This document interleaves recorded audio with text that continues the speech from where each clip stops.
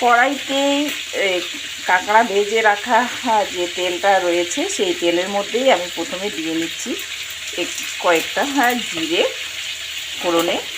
জিরেটা ফুটে গেলে এর মধ্যে আমি দিয়ে নেব পেঁয়াজ আর কাঁচামরিচগুলো।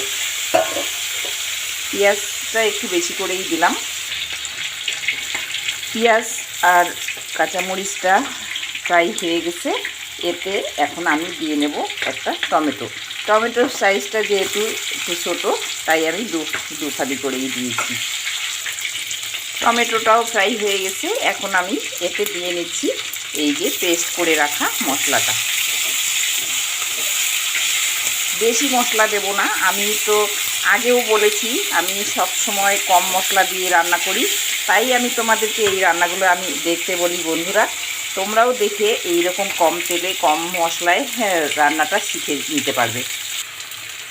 পেস্ট করা মশলাটা ভাজা হয়ে গেছে। এখন আমি এতে দিয়ে নিলাম থেতো করে রাখা রসুনগুলো থেতো করে তারপরে দিলে পরে এখানে ফ্রাই করলে একটা সুন্দর সেন্ট বেরিয়ে যায়, আর এত ভালো লাগে এই গন্ধেই খাওয়ার রুচিটা বেড়ে যায়। দেখো এই যে ফ্রাই কিন্তু হয়ে গেল, আর হতে হতেই এত সুন্দর একটা ফ্লেভার বেরিয়েছে যে খাওয়ার রুচি 100 গুণ বেড়ে গেল। খুব সুন্দর ফ্লেভার বেরিয়েছে। এখন এতে আমি একটু জল দিয়ে নিচ্ছি। দেখো বন্ধুরা, এই যে মশলাটা কষানো হয়ে গেছে, দেখো, আর খুব সুন্দর একটা গ্রান বেরিয়েছে। এভাবে করে দেখবে বন্ধুরা, খুবই ভালো লাগে। এইভাবেই করবে কাঁকড়ার ঝোল। এই যে এখন আমি এতে জলটা দিয়ে নেব। জল দিয়ে নিলাম। জল দিয়ে নেওয়ার পরে এখন এই ভেজে তুলে রাখা কাঁকড়াগুলোকে এখন এখানে ছাড়বো। আর একটা জিনিস বলতে আমি ভুলেই গিয়েছি, এখানে কিন্তু লবণ আর হলুদটা আমি দিয়ে নিয়েছিলাম, তো তোমাদের দেখাতে পারিনি, তাই এখন আমি বলে নিলাম।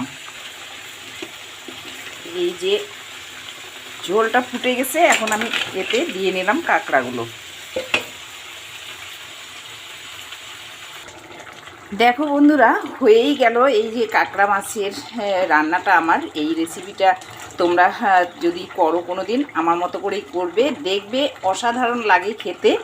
আর নামানোর আগে যারা চিনি খাও তারা তো চিনি দেবে। আর আমার এটা আমার মেয়ে খাবে, তাই আমার মেয়ে চিনি খায় না, ও ডায়েট কন্ট্রোল করে, তাই ওর জন্য এই যে সুগার ফ্রি 2টো ট্যাবলেট দিয়ে নিলাম। এটাতেই হয়ে যাবে। আর একটু মিষ্টি মিষ্টি লাগলে পরে কাঁকড়ার ঝোলটা খেতে দারুণ লাগে। আর এইরকম দারুণ দারুণ রান্না শেখার জন্য, জানার জন্য তোমরা আমাকে অবশ্যই কমেন্ট করবে। আমি অবশ্যই তোমাদেরকে আরও নিত্য নতুন এরকম ভিডিও করে দেখাবো। তো চলো বন্ধুরা, কেমন হয়েছে আমার এই কাঁকড়ার রেসিপিটা অবশ্যই একটা মূল্যবান মতামত রেখে যাবে। তোমাদের একটা মূল্যবান মতামতেই আমাকে উৎসাহিত করে তুলে এই ধরনের নিত্য নতুন রেসিপি তৈরি করে দেখানোর জন্য। চলো, টাটা, হয়ে গেছে।